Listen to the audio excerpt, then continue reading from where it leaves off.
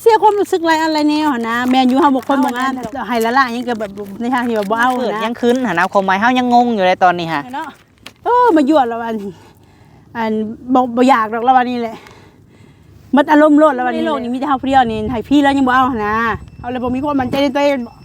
เฮาก็ขี้ลายพอแห้งอยู่แล้วแต่ว่าเฮาก็อยากให้หมู่แบบว่าเว้าลิ้นมายังก็ให้มันอย่างนี้แน่ให้แล้วสร้างเปลี่ยนนั่นแหละบาทนี่พี่น้องเอ้ยเฮาก็ฮู้ตัวเองดีว่าเฮามันขี้ลายคำใดที่ว่าเจ้าเสียใจที่สุดฮะเฮาก็คิดว่าเฮาคือสิบ่มีค่าขนาดนั้นเนาะผู้ใดให้ผู้ใดก็บ่เอาพี่กูก็ยังบ่เอานะความหมายลองนับเบิ่งเนาะบ่พอดีแล้วเห็นจะนับอยู่เมื่อกี้บ่แล้วนับลองเบิ่งให้เพิ่นเบิ่ง1 2 3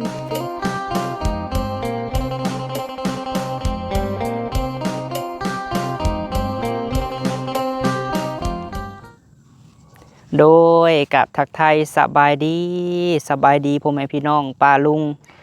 FC สุขุสุคนได้พี่น้องเด้อเนาะพบพ่อกับบ่าวพามีคือเก่าพี่น้องเอ้ยพบพ่อกันช่วงบรรยากาศค่อยค่ำยามแรงอยู่ดินใหม่พี่น้องเอ้ยพอดีทางหล่าเนาะพี่น้องเนาะหล่าอ้วนนั่นแหละโทรมาพี่น้องเอ้ยว่าสิเข้ามาด่วนเนาะบ่ฮู้ว่ามีเวียกหยังพี่น้องเอ้ยหลายมื้อนั่นแหละบ่ได้เห็นเพิ่นตั้งแต่เสร็จบล็อกแก้วเฮือนไม่เท่าค่ำพี่น้องเอ้ยก็บ่ได้เข้ามาเลยมื้อนี้ว่ามีเรื่องด่วนว่าสิเข้ามาเนาะพี่น้องเนาะบ่พอมีว่ากำลังสิเมื่อเพิ่นให้ท่าซะก่อนเพิ่นว่าเอาเนาะว่ามีเรื่องหยังบ่พอมีก็บ่ฮู้พี่น้องเอ้ยให้เพิ่นก็เลยนัดเพิ่นมาดินใหม่พี่แหละเนาะกับบ่พอมีแนวมอบให้หล่าพี่น้องเอ้ยเนาะเดี๋ยวเบิ่งน้ำกันพี่น้องเอ้ยสิมอบอีหยังให้เพิ่นเนาะมาเพิ่นกำลังมาตอนนี้โทรนัดบ่พอมีว่ากำลังสิเมื่อพี่น้องเอ้ยมีเวียกด่วนมีเวียกตลอดแท้เสาหลานี่พี่น้องเอ้ยมานอยู่ได้เนาะทั้งมานทั้งมีเวียกด่วนผู้ชัดติ้วๆมาเลยพี่น้องเอ้ยผู้เนาะโดยเท่าเล็งบ่จักอีหยังสุดขีดเลยพี่น้องเอ้ยเอามาเบิ่งก่อนเช้าแล้วบ่ว่าเจ็บมือเนาะเห็นว่ามาเสร็จบล็อกแก้วคือไม่เท่าค่ำว่าตกอีหยังตกแต่มาบ่พี่น้องเอ้ยแบบกูไม่เอา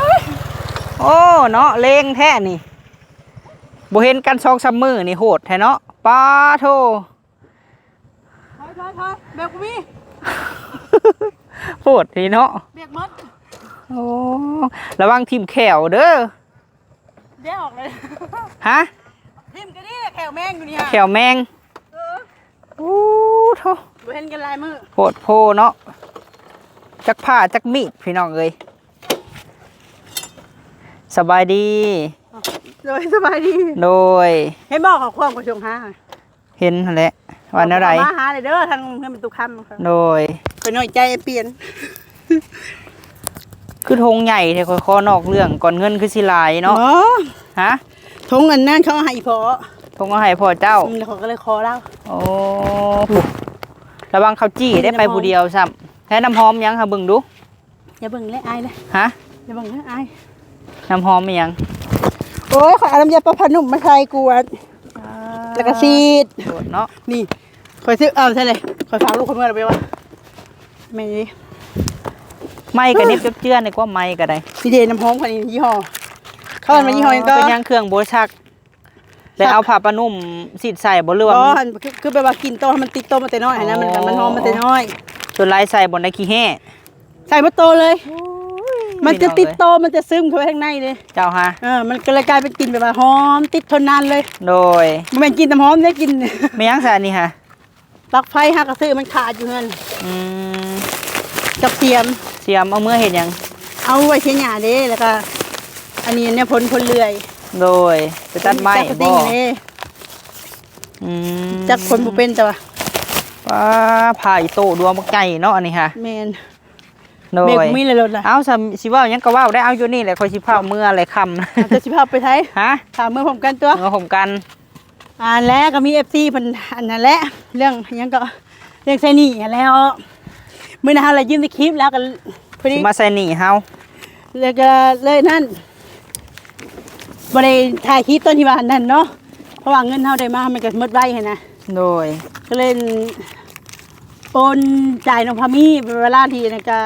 น้องพามีก็ออกให้ก่อนแต่ละเทื่อกันนะ พังสิเว้านี่คือความหมายหั่นมาหามื้อนี้นะเวียกหยังคือตาดีตาลนมา เรียกโอ้ยก็เรียกเรื่องไอ้หนี้สินเฮานั่นแหละ นี่สิน แต่อยากให้ FC เข้าใจให้เพิ่นฮู้นำหั่นนะว่าเฮากระจายจะแล้วแต่ยังตัวสบู่นี่ที่ยังบ่ทันจ่ายนะ สบู่ แม่น สบู่อันยายสมปองนี่บ่ โดย จะได้เงินหรือบ่ ยังไปมาบอกเจ้าหั่นแหละ ยังบ่ได้เงิน แล้วก็จังหน่อยที่ว่าสลากเอาได้เงินค่าแห้งแล้วบ่มาเลยหั่นนะที่ว่าเฮ็ดอันนั้นเสร็จอันน่ะเงินอันนี้เฮาน่ะเจ็บอันนี้เนาะตอนแรกเฮาเจ็บนี่กับตัวนี้นี่มันก็ไข้นี่แล้วมื้อนั้นมันไข้เด้พอเฮาตกกันน่ะแล้วก็เฮาล้มนี่มันตกฟาดลงนี่ว่ากันน่ะในเฮือนน่ะนะบัดนี้เฮาเลยเจ็บเลยเจ็บข้อขานํบัดนี้แหละเฮาเลยบอกไอ้เพิ่นว่าเฮาเจ็บเดี๋ยวเฮาสิมื้อก่อนได้วันยังสองอันแล้วเฮาบ่ได้มาเฮ็ดได้เฮายังเจ็บอยู่หั่นน่ะแล้วทางเฮาบ่ได้มาหลายมื้อบัดนี้ทางไอ้ทางเราว่าเฮาอันได้เงินแล้วก็ไปเลยว่ะ บัดนี้หั่นคือความหมายหั่นเพิ่นไม่เท่าคำนี่หั่นเพิ่นจ้างเจ้าบ่หรือว่าจังได๋ แม่นจ้าง จ้างเท่าไหร่อะนะฮะ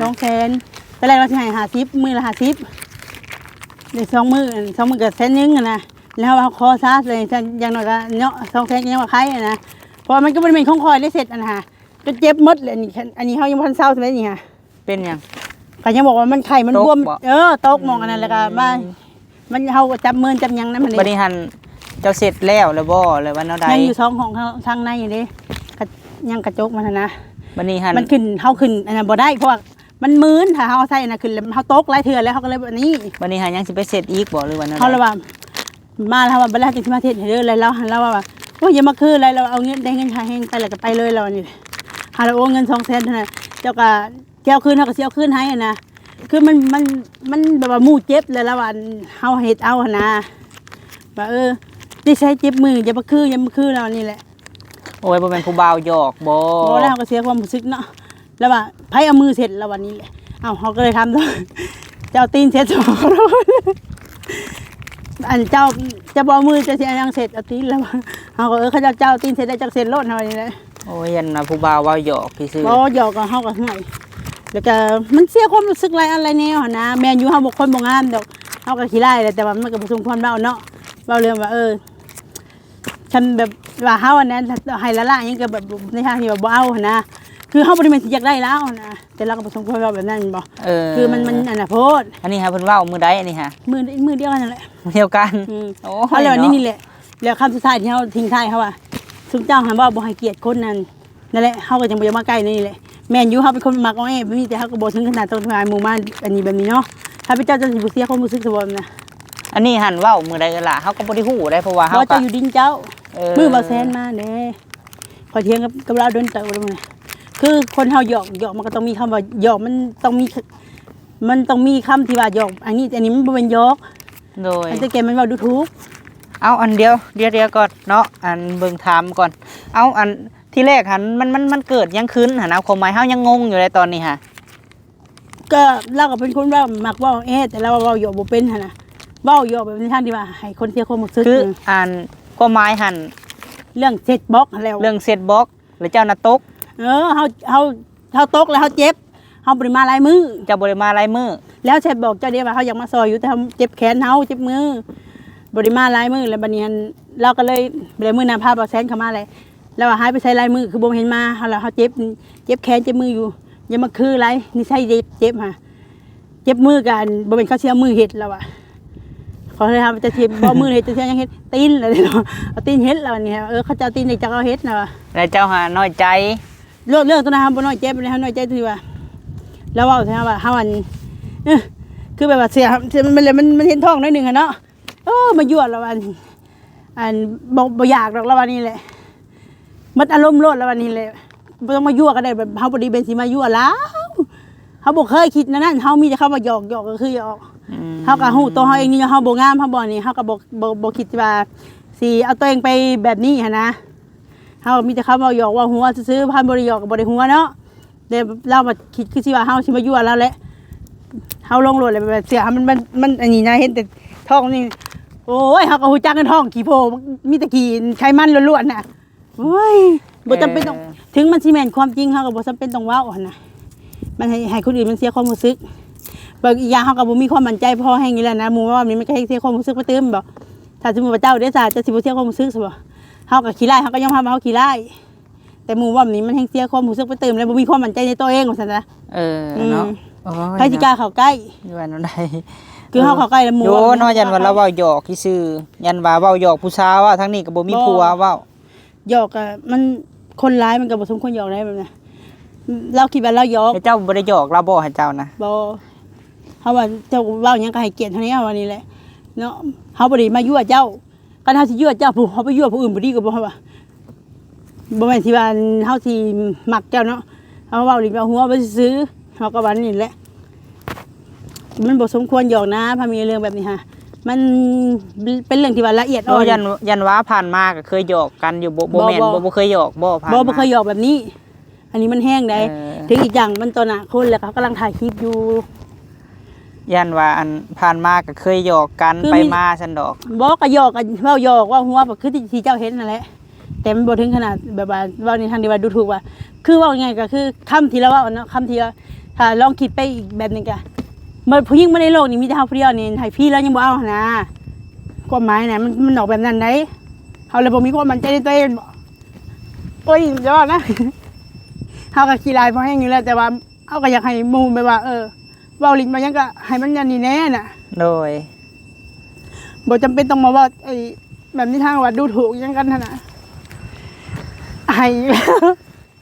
โอ้ยมาให้แล้วสร้างเปลี่ยนนั่นแหละบาดนี้พี่น้องเอ้ยคือเฮากันเนาะเฮาก็ฮู้ตัวเองดีว่าเฮามันขี้ร้ายเด้อนี่แต่บ่หมู่บ่จำเป็นต้องมาเว้าดูถูกเอาให้ผู้อื่นในนี้นะเขามองในเฮาที่บ่ดีเนาะถ้าเป็นเจ้าก็ต้องเสียความรู้สึกเฮาก็บ่มีความมั่นใจพออย่างนี้แล้ว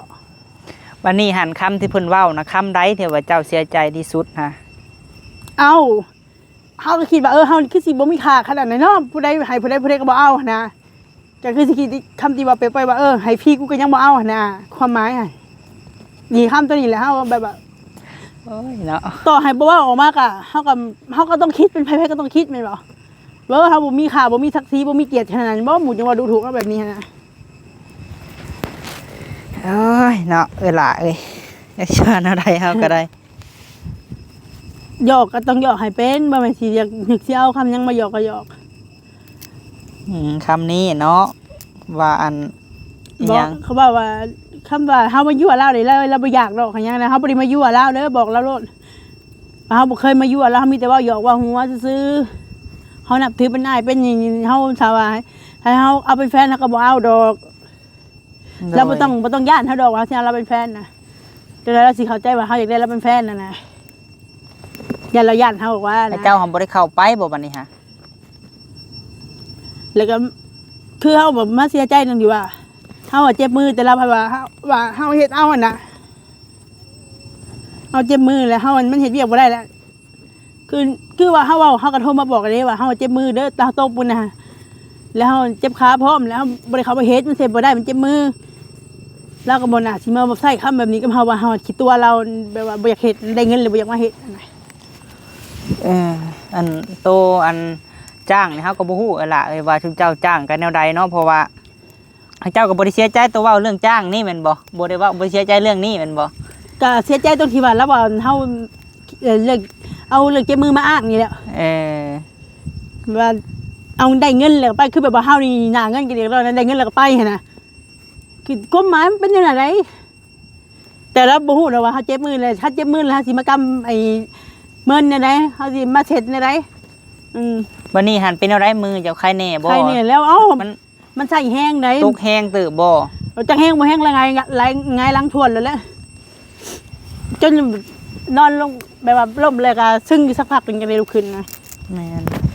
คือว่าแล้วเนาะคันว่าเจ็บมือก็บ่เฮ็ดล่ะบัดนี้คันเฮาเจ็บปวดก็ได้เราเฮากี่ตัวบ่ได้เงินพอเอาเงินให้แล้วก็ไปเลยหั่นน่ะเฮาก็บอกเลยว่ามันสิฮอดโมงเลิกแล้วเฮาอันนี้เวลาเฮาจะมาเฮ็ดเด้อเฮาเจ็บมือขาก็ยังขยิกอยู่แล้วคันว่าเจ็บปวดก็บ่เฮ็ดหั่นน่ะบัดนี้ก็ได้ก็บอกเพิ่นเนาะทางนี้ทางนั้นก็บ่ได้อยากให้เครียดกันดอกบ่ว่าเจ้าสิบ่ได้เข้าไปเลยบ่หรือว่าแนวใดบ่รู้เฮา โอ้ย เห็นบ่คุ้มค่าแฮง เราอาจจะบ่ได้เว้าอันน่ะบ่หรือว่าเว้าหยอกผู้สาวบ่หรือว่าใดๆยันว่าเว้าหยอกฮะแนวอันทางนั้นก็บ่มีเมียเนาะทางนี้ก็บ่มีผัวอย่านะผู้ เฮ้ บ่าวย หย ผู้ อก สาวแล้วก็มีอยู่ ฮะ ผู้สาวแล้วก็มีบอกก็อยากให้เว่าหยอกกันต้องเมืองเฮาว่าแห่งคนขี้น้อยใจซะมันนะ เจ้าอันใด แบบว่าเฮาแบบคนบ่มั่นใจในตัวเองแล้วก็เว้านี่ก็แบบว่า มันขาดความมั่นใจไปเลยหันน่ะ ยันว่าเนาะเคยหยอกกันแหละผู้บ่าวเว้าหยอกอันจังซี่ก็น้อยใจ มาแล้วโอ้ยขนาดเรายังบ่เอาไผสิเอาเฮานะในความคิดเฮาเนาะบ่แม่นอยากให้เราเอาเฮาหรอกแต่ว่าในความคิดว่า มันบ่สร้างความมั่นใจให้เฮานะมากก็มีแต่อายเขาละล่ะนะบัดจนเราเว้าใส่เฮาอีกนะที่ให้เราผิดกับเราสิเบื่ออีกเลย เนาะเจ้านี่ก็ได้เราแหละเราบ่อยากอันน่ะบ่อันน่ะปานใดแม่นบ่ เช่าบ่หยอกกันให้ดีที่สุดแล้วอ่ะแต่ชีวิต หย กั อก น กันมีแต่ให้แม่นบ่โอ้ยบ่ต้องให้ดอกสิให้เพื่อหยังเนาะว่าผู้บ่าวก็หยอกปกติหั่นแหละเจ้าก็งามแบบของเจ้าหั่นแหละเนาะ เฮางามบ่เฮางามอยู่ เอ้ยเนาะไอ้หัวใช่ดอกเฮากัน ยังหัว หัวก็ได้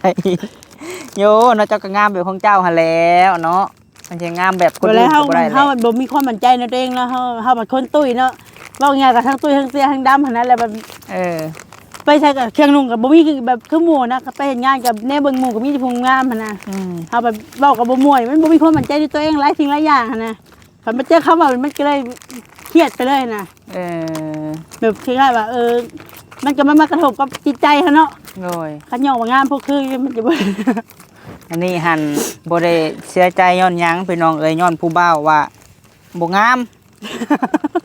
โอ้เนาะสร้างนี่ก็สร้างบ่ย่องว่างามแน่ผู้ขี้โมกแตกพี่น้องเอ้ย สาวหล่ารุ่นน้ำหอม เอาอันน้ำยาปลาผานุ่มใส่ให้เบิ่งดูหันแนวสีดเจ้านะอันขวดที่เจ้าสีดนะโอ้เฮ็ดแบบใดฮะ เอาแกแล้วก็เฮ็ดซั่นแหละ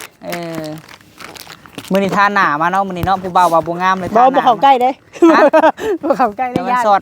บ่เข้าใกล้ยันแล้วเว้าใส่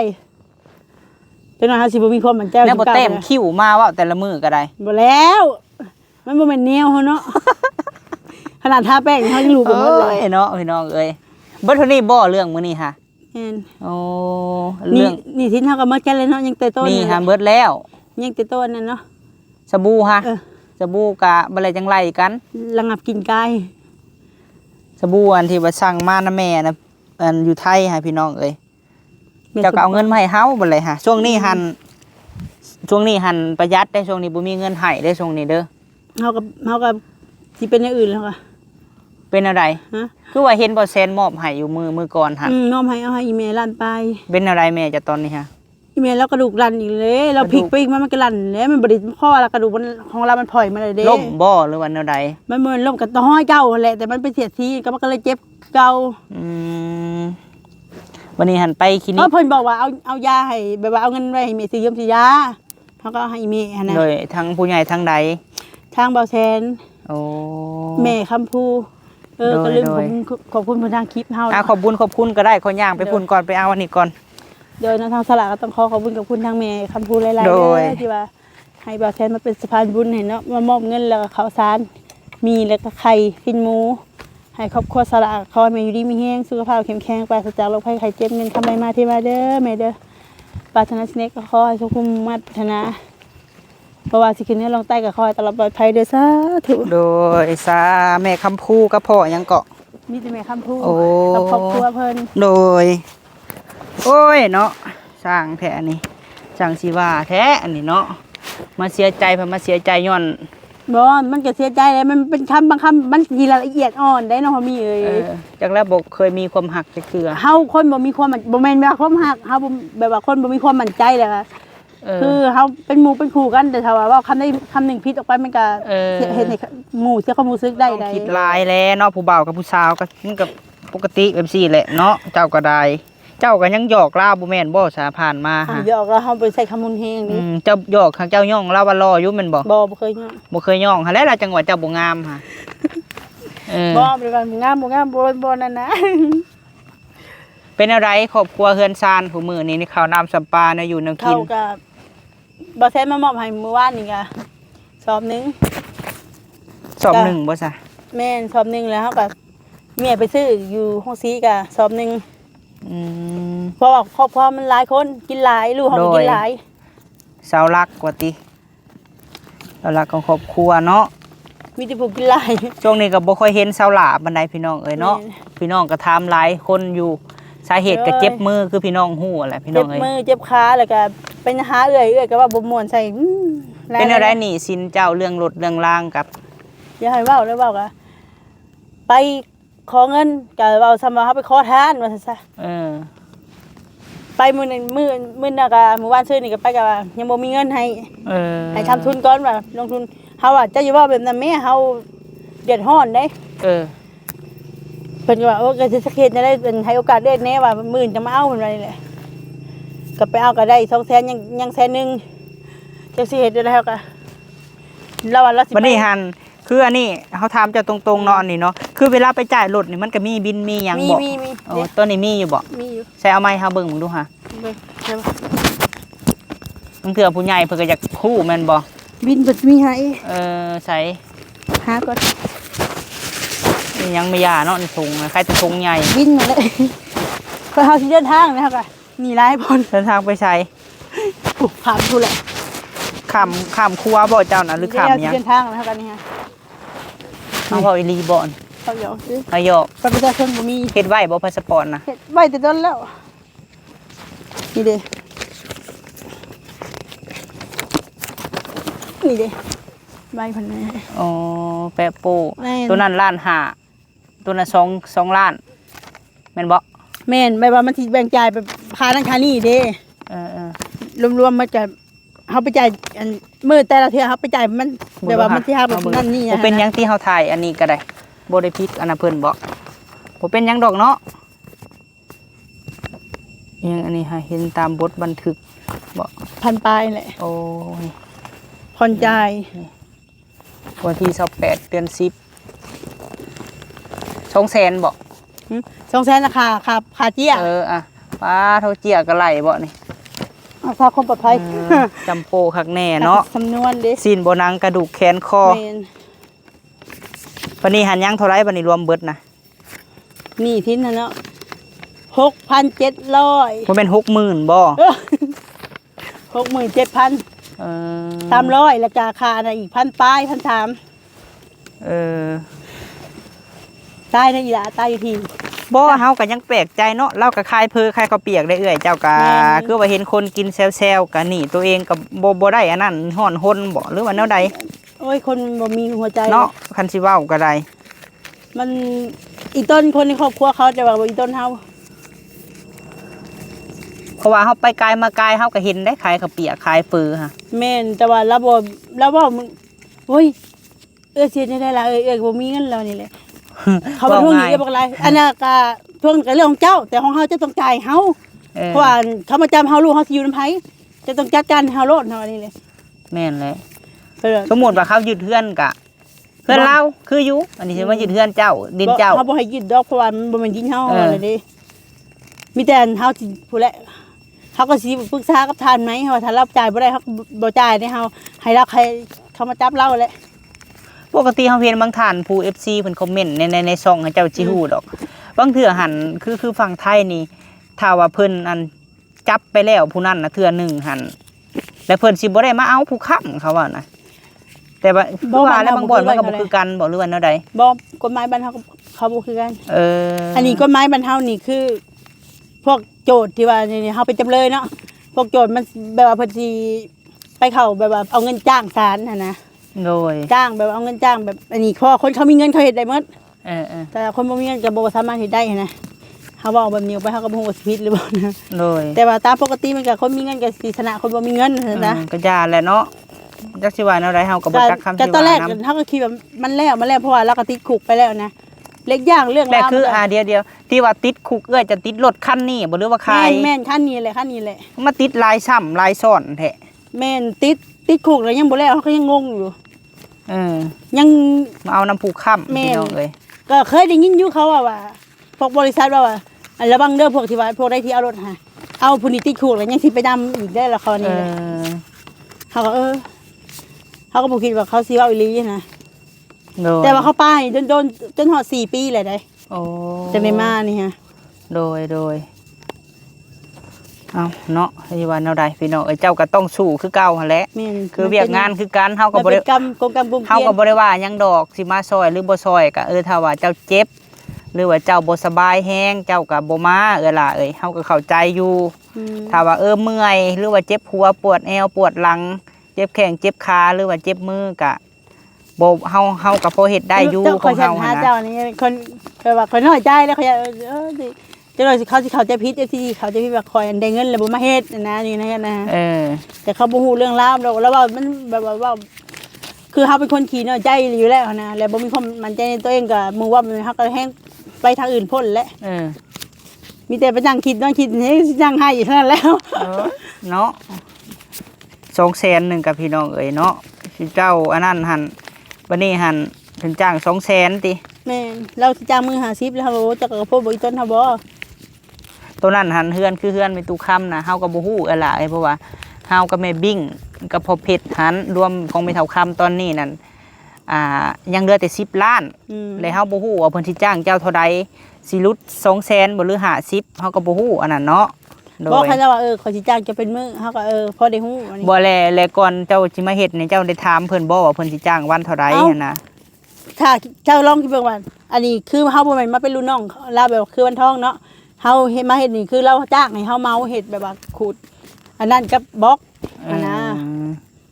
แต่เฮาก็บ่คิดว่าเราสิให้เฮามือ50นะเฮาเลยโดยคือเฮาก็ยังน้อยก็คนเฮามีน้ำจิตน้ำใจต่อกันเนาะก็ยังเก่งก็2-3 แสนหั่นนะแบบนี้ความหมายเนาะก็บ่ได้ว่าอยากได้หลายดอกแต่ว่าอย่าให้เสียความรู้สึกกันหั่นนะอันนี้ว่าแถมสำหรับเจ้ามือก็ให้เฮาอีกว่า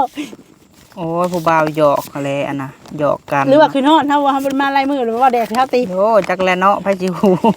แต่ว่าโทรหากันบ่จักบ่ได้โทรเลยเอาบ่เป็นหยังดอกเนาะตัวนี้ก็ได้อันมีเบิดเท่านี้บ่มาบอกเฮานะในคลิปนี้นะมาบอกเขาแหละยันมี2เรื่องนึงก็เรื่องนึงก็เรื่องนี้เฮาแล้วเรื่องนี้บ่ได้เป็นแล้วบัดนี้เบิดแล้วเนาะ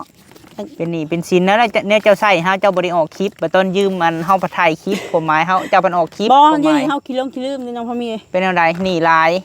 มันคิดหลายแล้วมันแบบว่าเฮ็ดให้สมองขี้ลืมแต่ขนาดกระแจเฮาจับออกมาแล้วเฮาไปบ้างสิบ่ได้แล้วก็ย่างมาโตกลับไปหาเบิ่งเจ้าจังหน่อยลืมกินข้าวแล้วจังหน่อยนี่ใครอยู่เอาซะเนาะถือว่ามีข่าวบ่ดีแล้วก็ยังมีข่าวดีเข้ามาเด้อโดยข่าวบ่ดีก็คือนางไห้นี่แหละนี่ให้ยังบ่ได้ให้แนวอื่นพี่น้องให้ผู้บ่าวผู้ย่องผู้บ่าวผู้ย่องเอาข่าวดีก็ได้รับรางวัลได้รับข่าวใหญ่ข่าวใหญ่ข่าวดีใหญ่สำใดเด้เนาะฮะใหญ่หลายเติมแล้วเว้ารางวัลที่1บ่ฮะรางวัลที่1โยมันก็ซ้ำรางวัลที่1พุ่นแหละเอาซะเนาะก็มีทางแม่น้องเด้อเพิ่นอยู่ทางต่างประเทศพุ่นแหละเนาะเพิ่นได้ฝากเงินมาให้เจ้าแม่น้องนี่แหละเฮาแม่ส่วนที่ว่าของแม่วงเดียวบรรณาเฮาจังสิมอบให้เจ้าเนาะแม่น้องเพิ่นฝากเงินมานำแม่หมดเฮาไปเอามื้อเช้านี้เพิ่นเคยโทรหาบ่โดยเพิ่นเฮาไปเอามื้อเช้านี้แล้วเพิ่นฝากให้เจ้าที่ว่าไปปัวอีหยังขี่แมงวันบ่หรือว่าใดเฮาก็บ่ฮู้อันนี้เนาะแต่เพิ่นฝากมานำแม่หมด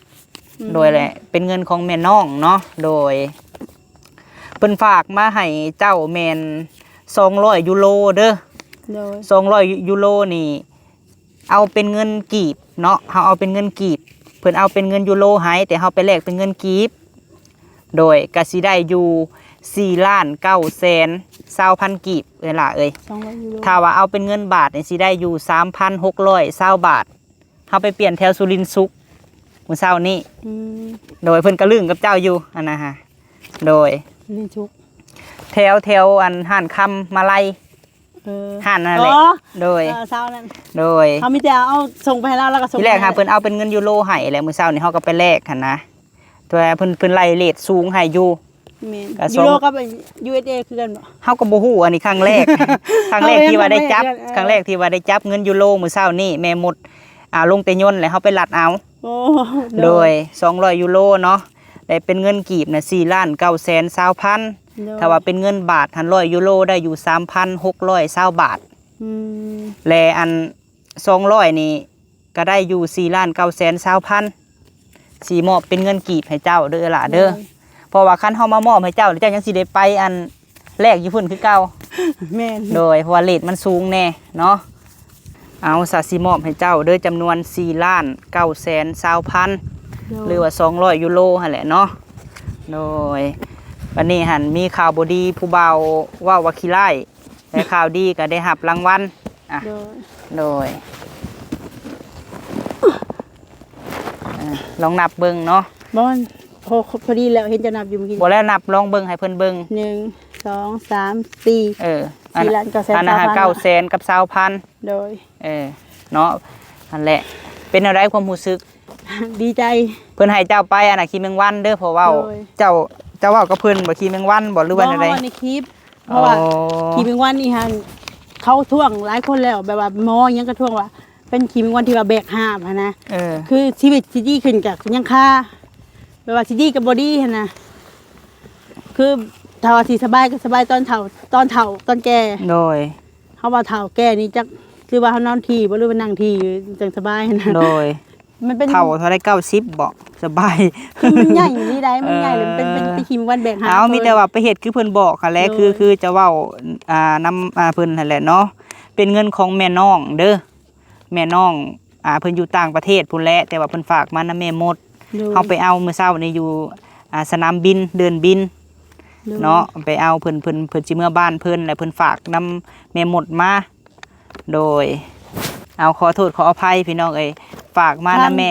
ม่บดโดย จักซื้อเพิ่นข่อยบ่ฮู้ โดยฝากมานำแม่บดเนาะขอโทษขออภัยที่ว่าพอมีอ่านผิดพี่น้องเอ้ยโดยให้เจ้าขอบบุญขอบคุณให้แม่น้องเด้อที่เพิ่นฝากให้เจ้า200ยูโรนี่แหละโดย ทางสลากต้องขอขอบคุณขอบคุณทางแม่น้องหลายๆเด้อที่ว่าได้ฝากเงินจำนวนนี้มาให้ทางสลากได้ไปไปหลบขี่แมงวันว่าซั่นซะโดยแล้วก็ได้หลายเติบพ่อแม่พี่น้องหลายอีหลีเฮ็ดเวียกหมดเดือนนี่ก็บ่ได้ดอกแบบนี้ฮะพ่อแม่พี่น้องเอ้ยโดยก็ขอบคุณขอบคุณแม่หลายๆเด้อแม่เด้อแล้วก็ขอบคุณขอบคุณทางแม่บดนำที่ว่าเพิ่นได้ถือเงินจำนวนนี้มาให้โดยก็ขอให้เพิ่นอยู่ดีมีแฮงทั้งสองคนแหละสุขภาพเข้มแข็งปราศจากโรคภัยไข้เจ็บเงินคำไรมาเทมาเด้อแม่เด้อแม่สวยมาสันได้ก็ขอให้ขึ้นกำ500 เท่าพันเท่าเด้อสาธุแล้วก็ทางน้องพามีเด้อที่เป็นสะพานบุญในครั้งนี้ก็ขอให้น้องยอดวิวปังๆเงินคำไรมาเทมาผู้ใหญ่สนับสนุนหลายๆเด้อแล้วก็ขอให้เงินซาแล้วไวๆเด้อ โดยสาธุเอาเจ้าก็เฮ็ดคือเพิ่นเว้าหั่นแหละเนาะจังใดก็ได้ เพื่อชีวิตสิดีขึ้น โดย4,920,200ยูโรมันก็หลายเติบเนาะสำหรับเฮาพี่น้องเอ้ยเอามีแต่ว่าใส่หนี้ใส่สินไปให้มันวิตมันว่างเนาะอันใดก็ได้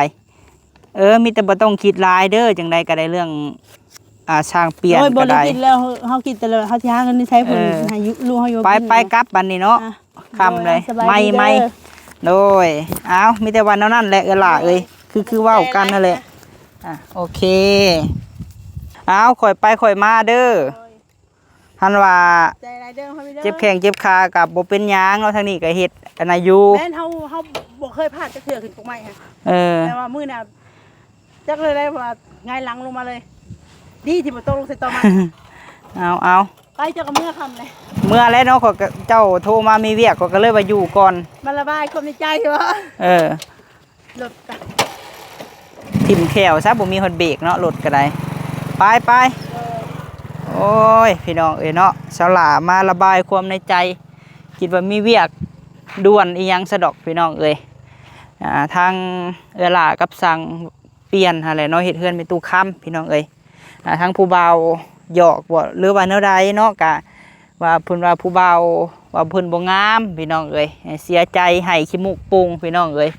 เอาเนาะก็งามแบบไผมันนี่แหละเพราะว่าผ่านมาเพิ่นก็เคยหยอกผู้เบาอยู่พี่น้องเอ้ยหยอกกันไปกันมาหั่นแหละคิดน้อยใจเสียใจว่าผู้เบาว่าบ่งามพี่น้องเอ้ยที่ว่าแนวใดเนาะคิดว่าเรื่องเจ็บไข้ได้ป่วยพี่น้องเอ้ย